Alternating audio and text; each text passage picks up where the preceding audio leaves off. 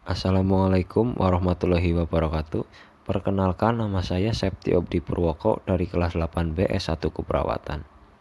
Yang terhormat penguji 1 Bu Wilis Sukmaning Tias, penguji 2 Bu Nur Yunida, dan penguji 3 Bu Etika Dwi.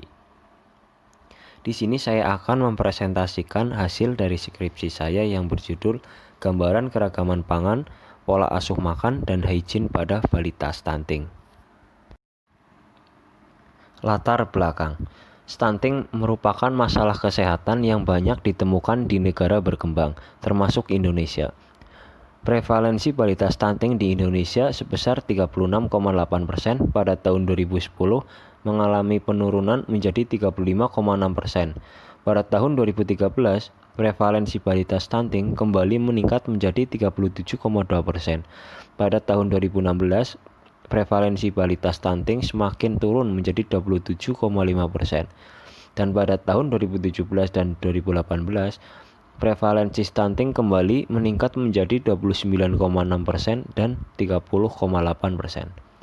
Balita yang mengalami stunting memiliki risiko terjadinya penurunan intelektual, produktivitas, dan peningkatan risiko penyakit degeneratif di masa mendatang, seperti penyakit jantung, stroke, diabetes, dan ginjal. Penyebab terjadinya stunting yaitu kurangnya asupan gizi, ekonomi, penyakit infeksi, pengetahuan ibu yang kurang, pola asuh yang salah, sanitasi dan hygiene yang buruk, dan pelayanan kesehatan yang rendah. Pola asuh makan yang diterapkan oleh ibu akan berpengaruh terhadap pertumbuhan dan perkembangan balita, karena kekurangan gizi pada masa balita akan bersifat irreversible atau tidak dapat pulih, sehingga pada masa ini balita membutuhkan asupan makan yang berkualitas. Keragaman pangan mencerminkan tingkat kecukupan gizi seseorang. Keragaman pangan merupakan salah satu masalah gizi utama di negara-negara berkembang seperti Indonesia. Balita yang mengkonsumsi makanan dengan hygiene sanitasi yang kurang baik dapat menyebabkan penyakit infeksi. Tujuan penelitian. Yang pertama, tujuan umum. Mengidentifikasi keragaman pangan, pola asuh makan, dan hygiene pada balita stunting. Yang kedua, tujuan khusus. 1. Mengetahui keberagaman pangan pada balita stunting. Mengetahui pola asuh makan pada balita stunting dan mengetahui hygiene pada balita stunting. Metode penelitian. Jenis penelitian. Jenis penelitian yang digunakan dalam penelitian ini adalah metode deskriptif dengan jenis penelitian literatur review. Sumber data. Strategi pencarian data, penelusuran artikel publikasi, sintetis data berdasarkan pada jurnal penelitian yang sesuai dengan kriteria inklusi. Kriteria inklusi penelitian. Kriteria jangka waktu dan inklusi. Jangka waktunya rentang waktu penerbitan maksimal 5 tahun terakhir 2016 sampai 2020. Bahasa Indonesia dan bahasa Inggris. Subjek balita stunting.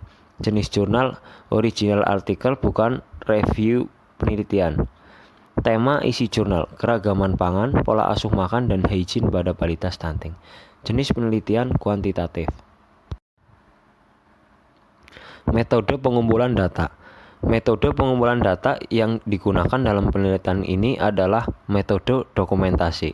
Metode dokumentasi merupakan metode pengumpulan data dengan mencari atau menggali data dari literatur yang terkait dengan apa yang dimaksudkan dalam rumusan masalah. Proses pengumpulan data menggunakan PICO.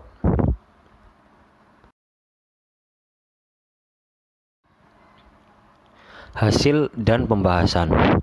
Yang pertama, Atin Nurmayasanti dan Trias Mahmudiono 2019.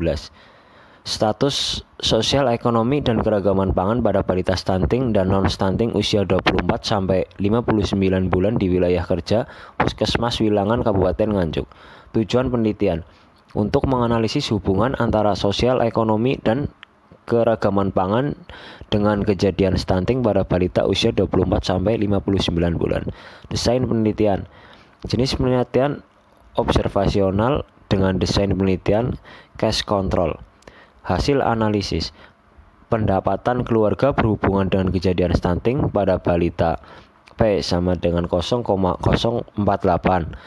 Pendapatan keluarga yang rendah berisiko terkena stunting. Skor keragaman pangan pada balita stunting maupun non-stunting sama-sama masih rendah. Hasil C-square menunjukkan bahwa tidak ada hubungan antara keragaman pangan dengan kejadian stunting dan bukanlah faktor risiko balita stunting. Yang kedua, Novita Nining Widyaningsih dan kawan-kawan 2018. Yang berjudul Keragaman Pangan, Pola Asuh Makan dan Kejadian Stunting pada Balita Usia 24-59 bulan. Tujuan penelitian untuk mengetahui hubungan keragaman pangan dan pola asuh makan dengan kejadian stunting pada balita usia 24-59 bulan di Kecamatan Bayat, Kabupaten Klaten. Desain penelitian yang digunakan adalah cross-sectional study. Hasil analisis. Penelitian ini menunjukkan bahwa 41% balita usia 24-59 bulan mengalami stunting. Uji C-square menunjukkan bahwa terdapat hubungan antara panjang badan lahir, pola asuh makan dan keragaman pangan dengan stunting. Hasil analisis multivariat menunjukkan bahwa terdapat hubungan antara keberagaman pangan dengan stunting.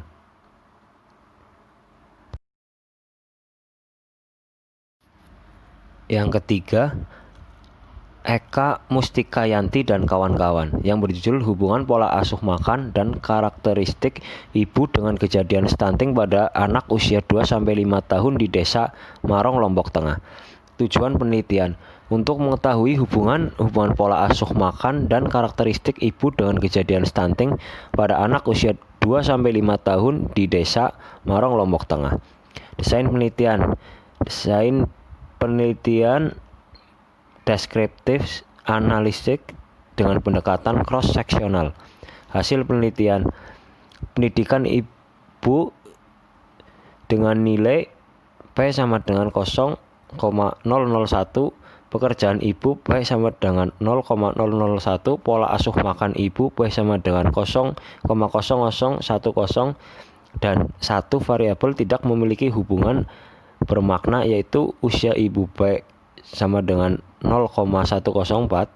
Kesimpulannya adalah dengan pola asuh makan, pendidikan, dan pekerjaan ibu dapat memengaruhi kejadian stunting pada anak 2-5 tahun di Desa Marong, Praia Timur. Yang keempat ada Beauty Rahayu dan Syarif Darmawan 2019. Hubungan karakteristik balita, orang tua, hygiene, dan sanitasi lingkungan terhadap stunting pada balita. Tujuan penelitian mengetahui hubungan karakteristik balita, karakteristik orang tua, hygiene, dan sanitasi lingkungan terhadap kejadian stunting pada balita di Kelurahan Kampung Melayu. Desain penelitian deskriptif analitik dengan menggunakan desain kuantitatif dengan pendekatan cross-seksional. Hasil penelitian, karakteristik balita, karakteristik orang tua, dan hygiene yang tidak memiliki hubungan signifikan terhadap kejadian stunting pada balita yaitu bervalue 0,05. Namun terdapat satu variabel sanitasi lingkungan memiliki hubungan signifikan terhadap kejadian stunting. Yang kelima, Dewi Hauriyah dan Adila Fayasari 2020 yang berjudul Perilaku Hygiene dan Sanitasi Meningkatkan Risiko Kejadian Stunting Balita Usia 12-59 bulan di Banten. Tujuan penelitian menganalisis hubungan antara hygiene dan sanitasi dengan kejadian stunting pada balita usia 12-59 bulan di wilayah kerja Puskesmas Mandala, Banten. Desain penelitian ini menggunakan desain case control. Hasil penelitian, subjek dengan hygiene yang buruk mempunyai risiko terjadi stunting. Begitu pula, sanitasi lingkungan yang buruk memiliki korelasi positif dan berkekuatan sedang dengan terjadinya stunting. Yang keenam, Luluk Admi Rahmawati dan kawan-kawan yang berjudul Faktor-faktor yang berhubungan dengan stunting sangat pendek pada anak usia 24-59 bulan di Kecamatan Sawah Besar. Tujuan penelitian untuk mengetahui faktor-faktor yang berhubungan dengan stunting pada balita usia 24-59 bulan. Desain penelitian ini menggunakan studi cross-seksional. Hasil penelitian, balita pendek lebih banyak 76,9% daripada balita sangat pendek 23,1%. Tidak ada hubungan antara usia ibu, pendidikan ibu, status pekerjaan, pendapatan keluarga, pengetahuan ibu, ragam makan, riwayat penyakit, pola istirahat, dan aktivitas fisik. Dengan stunting sangat pendek dan pendek, ada hubungan antara ASI eksklusif dan pola asuh dengan stunting sangat pendek dan pendek. Yang ketujuh, Rani Putri Pribadi dan kawan-kawan 2019. Hubungan yang berjudul Hubungan Pola Asuh Pemberian Makan oleh Ibu dengan Kejadian Stunting pada Balita Usia 2-5 tahun. Tujuan penelitian untuk mengetahui apakah terdapat hubungan antara pola asuh pemberian makan oleh ibu dengan kejadian stunting. Desain penelitian. Desain penelitian yang digunakan yaitu kuantitatif dengan survei analitik cross-seksional. Hasil penelitian pola asuh pemberian makan yang dominan adalah tipe pengabaian 39,2%, termasuk kategori negatif 76,5%. Hasil uji berhubungan didapatkan hasil p-value sama dengan 0,000. Yang ke-8, Melinda Restu Prestiwi dan kawan-kawan 2019. Relationship between parenting style and perceived information short with stunting among children. Tujuan penelitian. Tujuan untuk mendeskripsikan perilaku ibu kepada anak dengan pengalaman stunting. Desain penelitian. Penelitian ini menggunakan desain penelitian deskriptif analitik. Hasil penelitian menunjukkan bahwa pola asuh ibu pada anak stunting sebagian besar negatif dan sebagian besar akses informasi ibu produktif.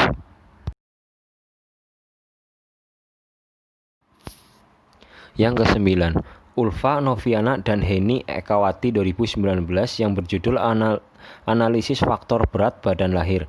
Tujuan penelitian untuk menganalisis hubungan faktor berat badan lahir, status ekonomi keluarga, tinggi badan ibu, dan pola asuh makan terhadap kejadian stunting pada anak usia 1-5 tahun. Desain penelitian analitik dengan pendekatan cross-seksional. Hasil penelitian. Hasil analisa data dengan uji Spearman Rank menunjukkan ada hubungan berat badan lahir dengan kejadian stunting. Tidak ada hubungan pola asuh makan dengan kejadian stunting.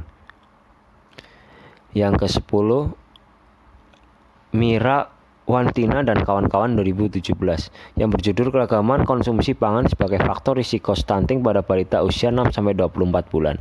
Tujuan penelitian untuk menganalisis hubungan keragaman konsumsi pangan dengan stunting pada balita usia 6-24 bulan. Desain penelitian ini adalah cross-seksional. Hasil analisis menunjukkan bahwa ada hubungan antara keragaman konsumsi pangan dengan stunting pada balita usia 6-24 bulan. Semakin beragam konsumsi pangan, maka status gizi semakin baik. Edukasi tentang keragaman konsumsi pangan diperlukan terutama kepada ibu yang memiliki balita.